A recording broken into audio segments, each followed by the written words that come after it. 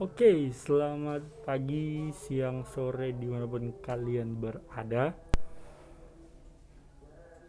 Perkenalkan, nama saya Billy Christian Larope dengan NIM 1909 1102 161 Fakultas Ilmu Budaya. Hari ini saya mau mereview salah satu buku, salah satu penulis Dr. Yuval Noah Harari dengan buku Sapiens-nya ini. Nah, biografi singkat dari seorang Yuval Noah Harari ini adalah dia kuliah di Oxford University, tentunya dengan orang-orang hebat di dalamnya ya. Nah, buku ini ada 524 kira-kira halaman yang menceritakan tentang riwayat singkat umat manusia. Teman-teman bisa baca di sini.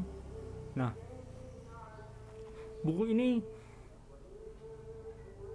ketika kita mau membacanya harus punya imajinasi yang luas tentang perspektif kita yang selama ini kita ketahui sejak SD, SMP, SMA tentang sejarah umat manusia. Nah, di buku Sapiens ini Yuval Noah Harari menceritakan bagaimana proses seorang umat manusia itu. Ada yang bilang bahwa kita adalah manusia berevolusi dari kera sampai menjadi manusia seutuhnya. Itu teori Darwin kalau tidak salah, teori Darwin. Nah, sedangkan di sini menyatakan bahwa ada 4 bagian, yaitu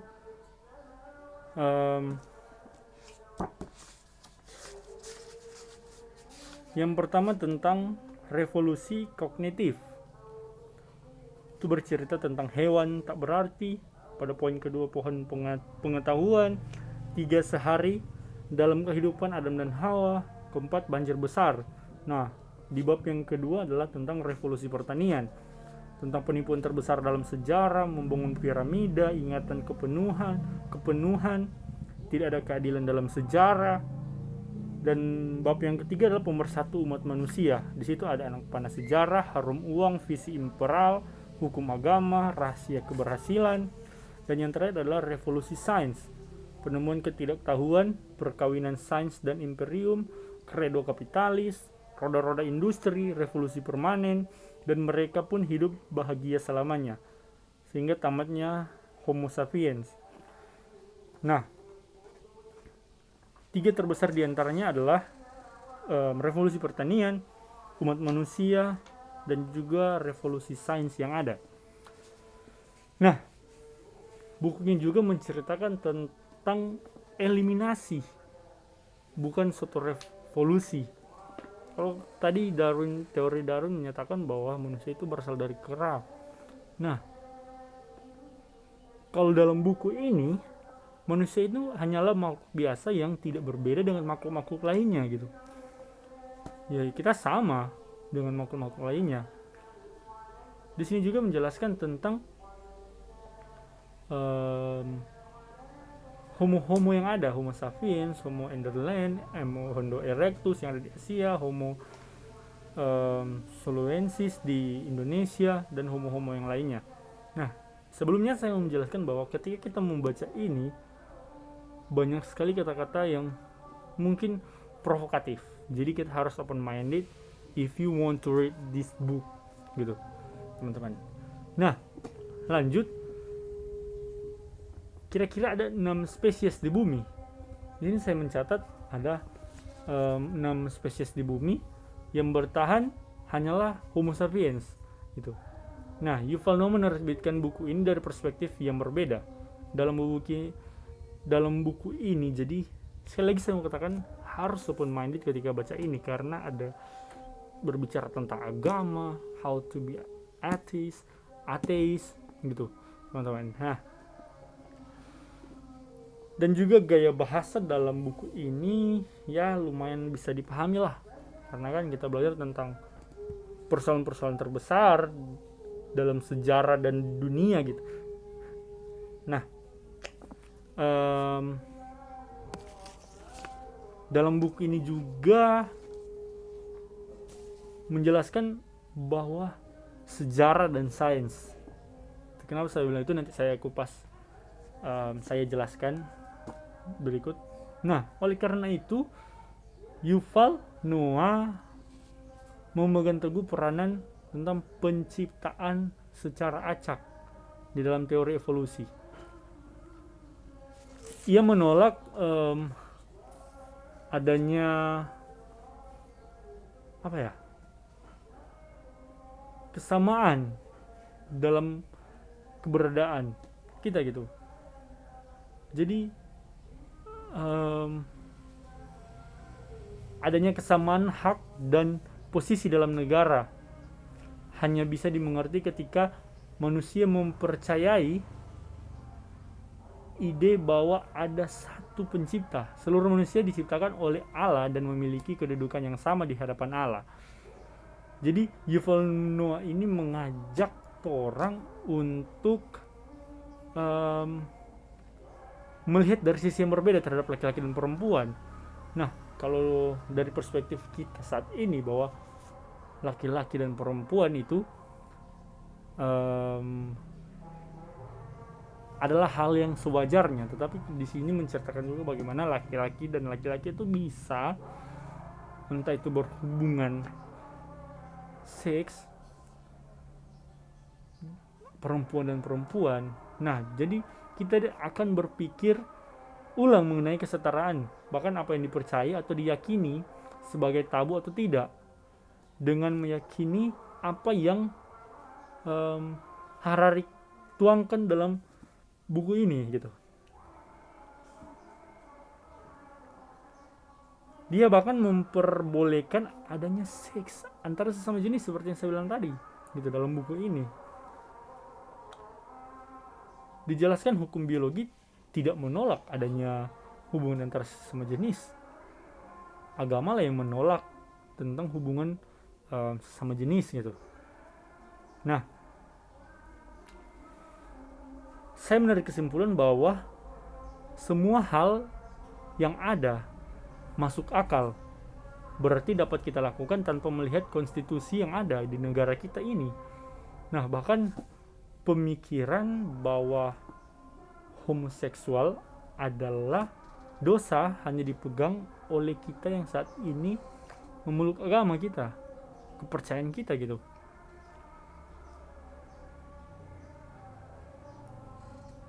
Dia menjelaskan bahwa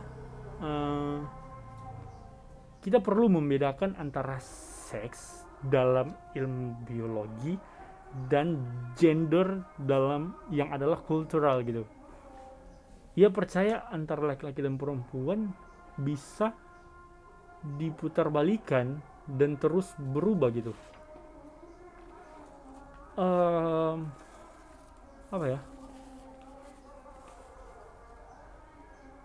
Ini yang saya jelaskan, kita harus melihat dari sudut pandang yang berbeda mengenai apa yang Yuval jelaskan di sini gitu. Kita tahu bersama bahwa hukumnya laki-laki dengan laki-laki itu tidak bisa, harus laki-laki dengan perempuan gitu. Ya kan? Nah, Care inilah yang menjelaskan bagaimana laki-laki dan laki-laki, perempuan dengan perempuan atau lawan jenis itu bisa. Jadi ada kesetaraan di sini. Nah, berikutnya adalah tentang uang, akar dari segalanya, entah itu perbuatan yang baik bahkan yang jahat dapat terjadi saat ini. Uang juga bisa menjadi pemersatu umat. Nah, tentunya pemersatu fiktif yang paling bermanfaat bagi umat manusia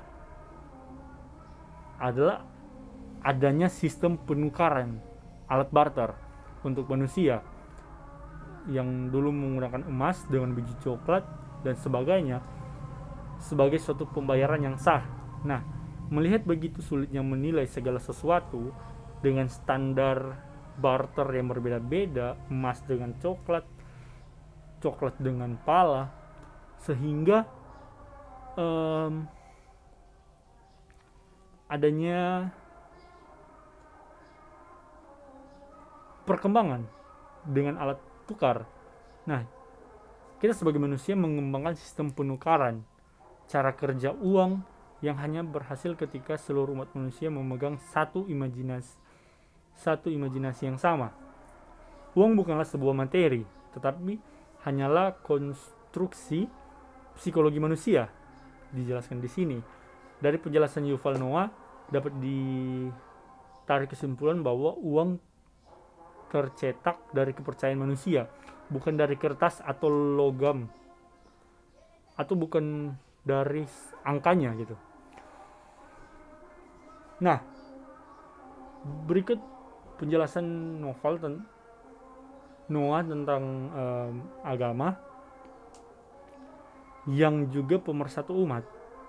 Sejarawan tidak bisa menjabarkan perjalanan hidup manusia tanpa mengenal konsep kepercayaan atau apa yang dia peluk, atau agama. Agama menjadi pemersatu Homo sapiens. Yuval berargumen bahwa ideologi komunisme dan humanisme dapat disebutkan sebagai agama. Jadi banyak sekali perspektif-perspektif yang berbeda yang dituangkan dalam buku ini mengenai agama gitu. Nah, berikut adalah tentang satu komunikasi dari makhluk hidup gitu. Kita sebagai manusia atau homo-homo yang ada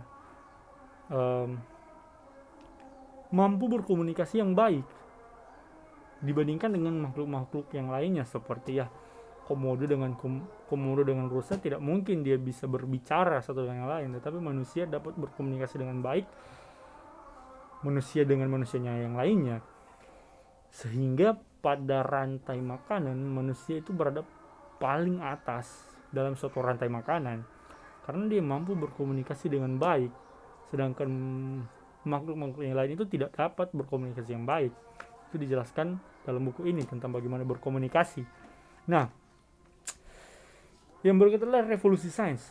Tadi saya sudah singgung tentang revolusi sains, bagaimana dari mata uang manusia mencetak sehingga menjadi satu nilai yang ada. Saat dulu masih dengan barter, ditukar emas dengan biji, sekarang manusia berevolusi. Sains itu juga perkembangan dari apa yang dituliskan Yuval Noah saat ini. Bagaimana revolusi sains berkembang dari entah itu dari medis, berkembang dengan peralatan-peralatan medis yang ada, dari sisi teknik, ya kan, teknologi berkembang. Nah, dan juga alat-alat perang yang ada tuh di tentara-tentara yang ada saat ini, itu menyatakan bahwa revolusi pemikiran manusia itu menjadi satu perkembangan yang signifikan dari awal manusia yang ada gitu, ya kan. Bayangkan waktu dulu masih mungkin bisa dikatakan zaman batu, sehingga sekarang sudah zaman teknologi, ada handphone, Anda bisa berkomunikasi. Sebuah revolusi sains yang luar biasa yang diceritakan dalam novel Yuval Noah ini. Nah, sehingga manusia-manusia yang terpandailah yang akan bertahan. Maksudnya orang-orang yang pemikiran-pemikiran yang luar biasa yang dapat bertahan di saat ini, sehingga mereka bisa, saya bilang, bisa menjadi orang dengan kapitalisme tinggi karena hanya menguntungkan diri mereka sendiri gitu, ya kan. Karena orang-orang, menurut saya melihat dari apa yang saya baca, orang-orang ketika dia pandai atau orang-orang dengan imajinasi yang tinggi, ya orang-orang yang terpelajar lah, dia merasa bahwa dia tahu segalanya, maka dia sendiri yang akan berpikir bahwa dialah yang berkuasa. Itulah sistem kapitalis yang ada di saat ini.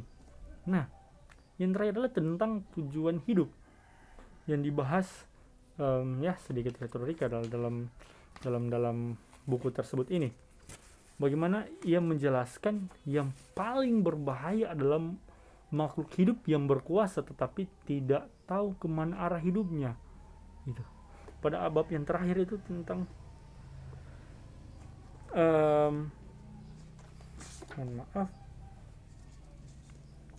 sekali lagi tentang revolusi sains ya. Nah, buku ini diawali dengan menyajikan sejarah sebagai tahap lanjutan dalam kesinambungan fisika menuju kimia menuju biologi. Nah, Sapiens juga tunduk kepada gaya-gaya fisika, reaksi-reaksi kimiawi, dan proses-proses seleksi alam yang sama dengan yang mengatur semua makhluk hidup. Nah, manusia pada dasarnya tidak memiliki tujuan hidup. Itu kenapa pada pembahasan terakhir tamatnya Homo sapiens, karena kebanyakan manusia hidup tidak tahu tujuannya. Kebanyakan manusia yang penting let it flow gitu ya, mengalir aja gitu, dan tidak tahu apa tujuannya sama sekali. Nah, dalam buku ini juga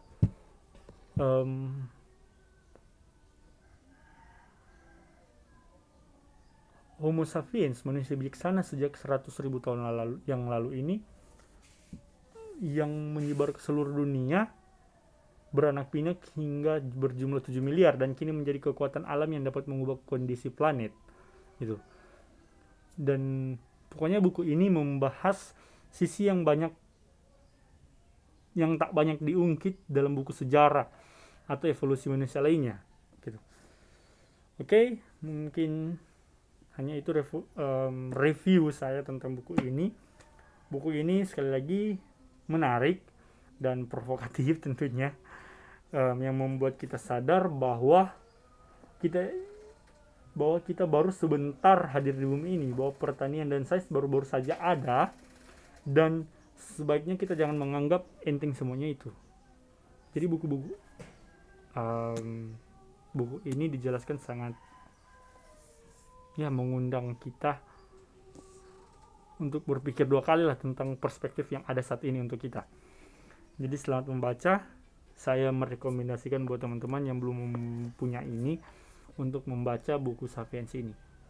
Dan juga ada seri yang selanjutnya dari Yuval Noah Harari setelah Sapiens, entah itu Homo Deus atau apa, saya belum tahu, tapi ada seri yang kedua setelah dari Sapiens ini. Terima kasih.